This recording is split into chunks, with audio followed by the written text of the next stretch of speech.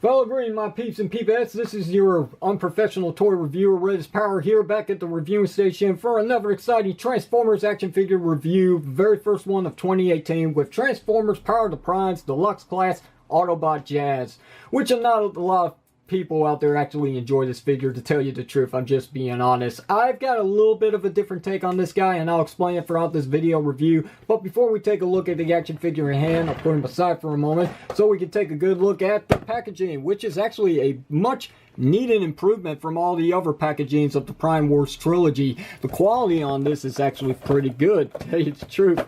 I can't believe I'm actually saying that about a package, like something that I was going to rip open anyway. It's not collector friendly in any way, but still, it does feel a lot better than your previous Titans Return and Combiner Wars packaging. It does feel a little more sturdier. Anyway, with that said, let's go ahead and take a look at this. So we got a nice picture of Autobot Jazz in his car mode. Power of the Primes, Autobot Jazz right there. Deluxe class, ages 8 and plus.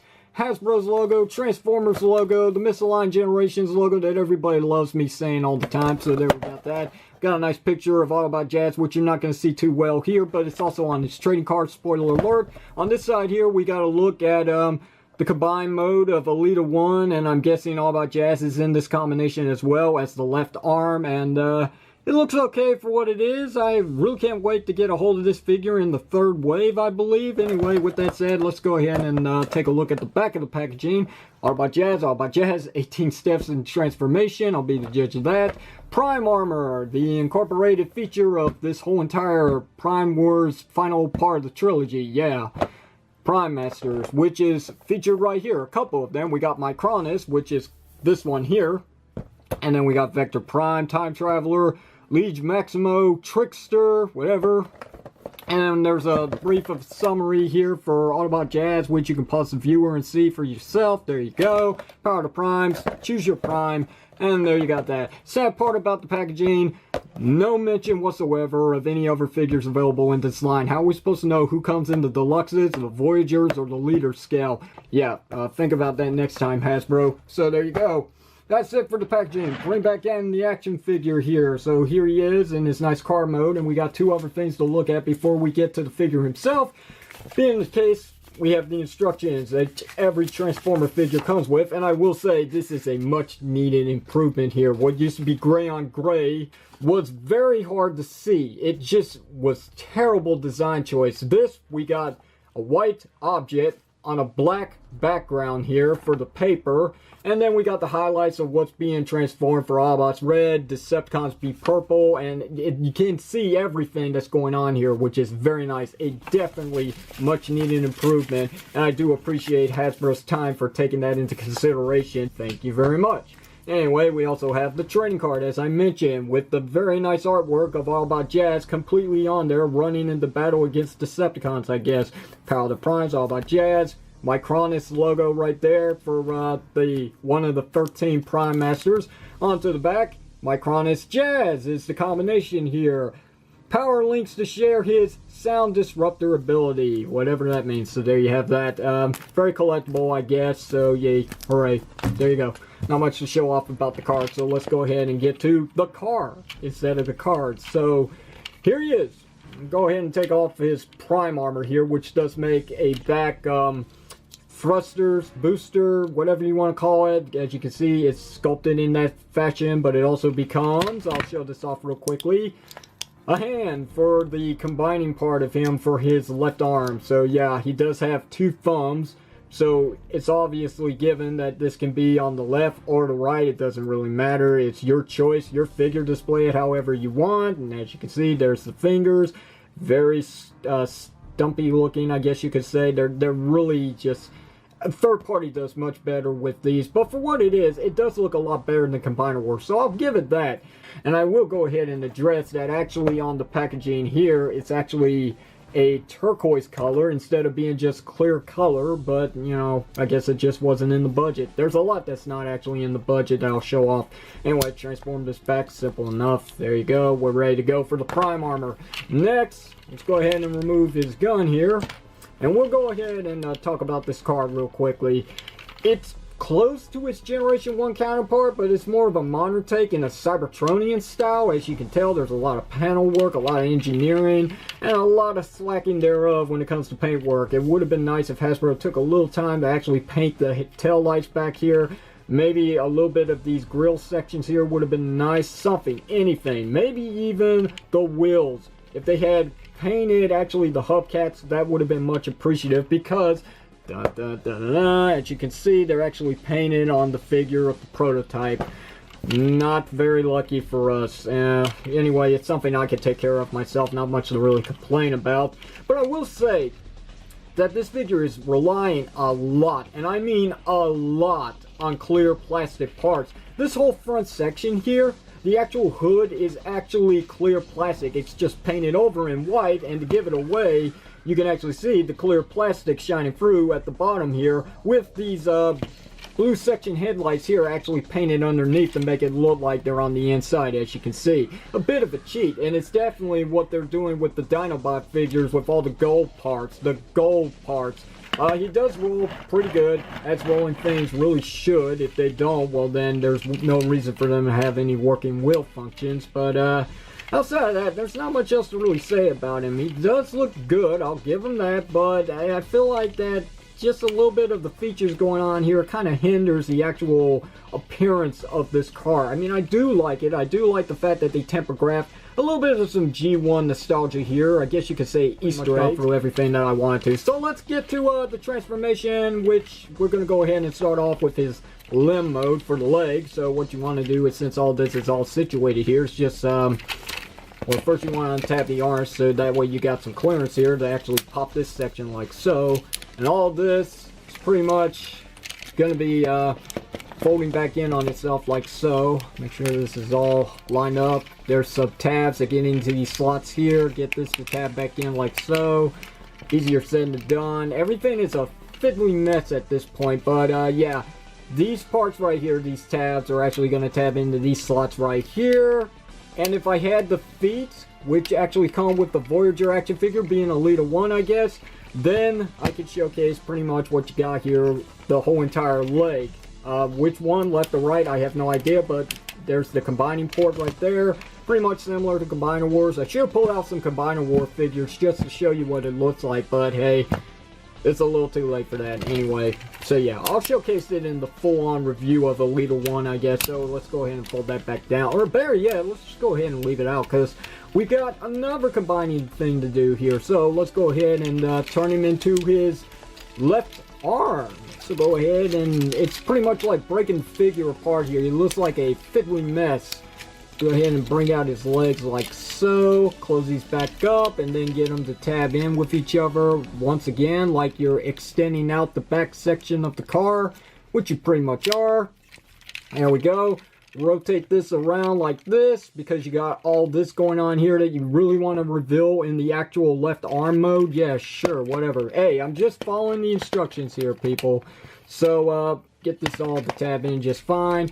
Okay, so now this part is just a little tricky. I gotta remember how this actually works here. I believe it's like this. So you got these tabs right here, these black tabs, which are gonna go into these slots right here on his arms.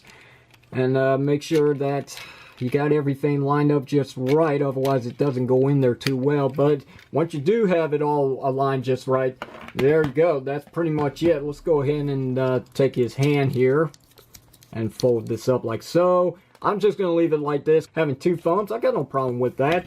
It makes it different. It makes it kind of cool, as a matter of fact. Let's go ahead and tab that in like so. And there you go. That's the left arm. Not much to really say. It does look alright for the part. I do like this section here being like an armor plate for the shoulder, which is very cool. I'm sure that will look good on the Elite 1. But outside of that, not much else to really say here. You do have your range of articulation, which I really don't have to go about. So, alright, so with that all said and done, let's go ahead and transform him. Simple.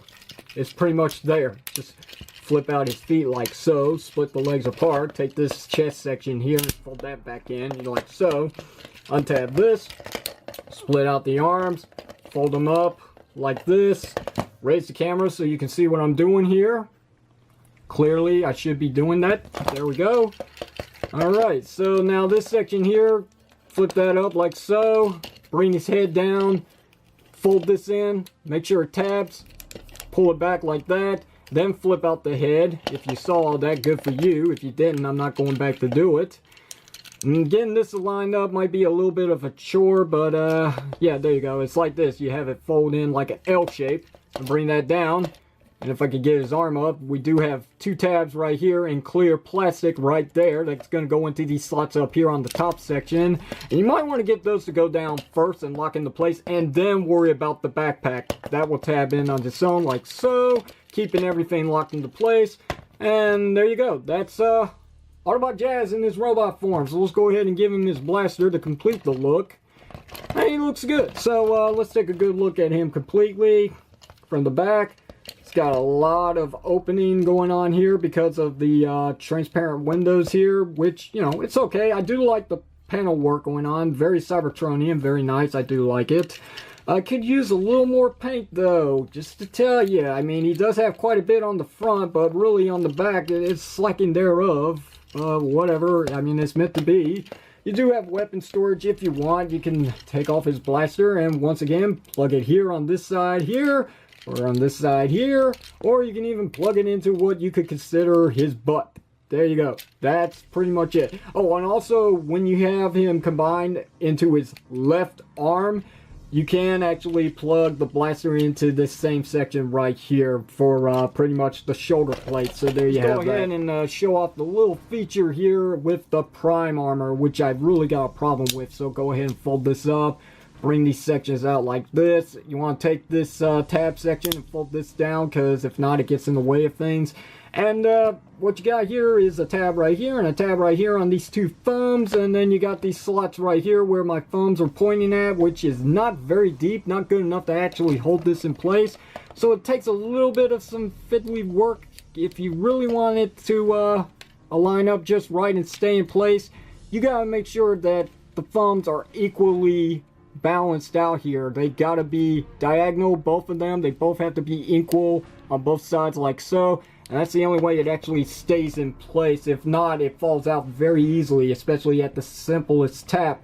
But as you can see, it holds pretty good, and even with displaying the figure, it will hold just fine. But if I go to mess around with it, like just tab it here and there, it just comes off like so, because there's really nothing catching onto it. But there you go, that's the feature. You can also, as an added bonus, as it does show off in the instructions, you can fold out the hand like this, and you can flip up the thumb section like this, take the tab section like that, and fold it here. You do actually have a hole here that will go into the tab like so, and you got a bit of a armor claw, I guess you could say, which looks pretty cool. Kind of a shield as well. And again, you can take like any Prime Master if you got one, and you can remove this piece here, and you can put it there and have like upgraded power if you want. It's an option, whatever.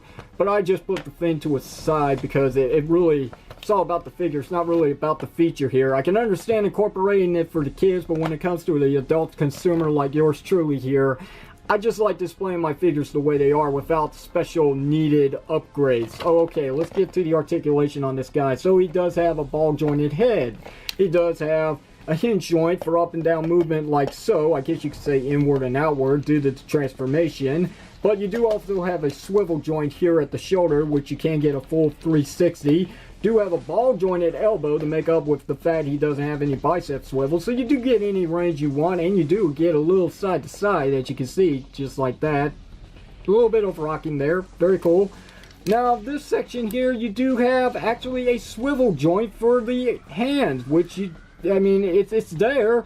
Problem is, it doesn't work because of the way that this is designed. It doesn't. This part here doesn't fold back to allow any rotation. About this much here, just a little this way and a little that way. That's unfortunate. Waist swivel joint. It's very tight on my figure, but it is there, as you can see. You do have ball jointed legs, so you do get this much movement forward. You do get this much back, which is pretty much back to a normal stance. If you got the arms out of the way, you can get a full JCVD kick, as you can see. Very nice. You do have your thigh swivel joint. You have a leg that pops off the ball joint. That's just my figure. Your results will be different. You do have single jointed knees, but you do get 90 degrees of play, so there you have that. And if you want to count this as articulation, you do have a hinge joint for up and down movement at the feet. Sadly though, no ankle rocker pivot, but what do you expect for a figure that's $18 and in the deluxe scale? There's really not much that you can offer up. So overall, I do like the figure. I do gotta say that the paint application is still a little bit of a disappointment. Especially, I'm really disappointed that they cut corners here when it comes to the head. It does look nice, as you can see, very nicely sculpted. Looks definitely Generation 1. The only thing is that it's all painted. Every single bit of paint went into the actual head. Why they went through the trouble of actually molding his head in white plastic. As you can see, there's a little cut right there that's showcasing that it's white underneath all this paint. Why they did that instead of molding it in black is beyond me. As a matter of fact, why did they cut corners and just use a lot of clear plastic on this guy and just painted it over a certain color? Don't they realize that this area is very easy to get scratched or chipped pretty good, and it's not going to take much? Why'd they bother to do that when they already have white plastic, solid plastic here for the arms, the legs, even this section of the legs, the back of the shoulders and all that? Why did they go with clear plastic for the front of the car is beyond me. I really have no idea. But it's not just that, it's also the back section here. His whole entire backpack is actually made of clear plastic and just painted over in white. Not a real good idea, but I guess I can see what they were going with here. But whatever, if it saves them a pretty penny, that's fine. But just don't skip out on everything. That's all I can really ask. Give us something that feels like it's worth picking up for the price asking of $18. That's how much I spent on one deluxe action figure. Yeah, what do you guys think of Autobot Jazz? Is he a cool figure? Is he not a cool figure? Did you pick him up yet? What are your personal thoughts about this one? Mine being that, you know, since it is my very first Generation 1 Jazz action figure, I guess that it's fine. It's definitely not better than the previous Jazz figure we got from the Generations line a while back with Revenge of the Fallen, if I'm not mistaken, revealed the Shield Jazz. But if you got that figure, I guess this is not a replacement. This is an easy pass, especially if you're not into the whole Combiner Wars theme here. But as it stands, I do like having Transformer figures that are different from all their other counterparts, being the fact like maybe they have additional things, or maybe another feature being the fact that he can turn into an arm or a leg for a combiner. That's fine with me. I mean, I'm fine with that. That's pretty cool. I do appreciate that. However, the Prime armor is a little bit of a waste, except for the fact that this turns into the hand for his left arm. That's all I can understand it with. Everything else about it is just, well, you know, it's for the kids. That's all I can say. But outside of that, I mean, it is what it is. What are you going to do? Not much else to say, so I'm going to go ahead and wrap this up, as it is a very long video review and there was a lot to say about this one. So questions or comments, you know what to do. Hit it down below in the comment section of the video. If you like today's video review, hit that thumbs up button. If you haven't already, don't forget to hit that subscribe button to see other video reviews similar to the one that you're seeing here today, with, I promise you, more Transformers and other video reviews coming very shortly. Until then, this is the unprofessional toy reviewer, Red Power, signing off saying thank you very much for watching this, and I will see you whenever you see me.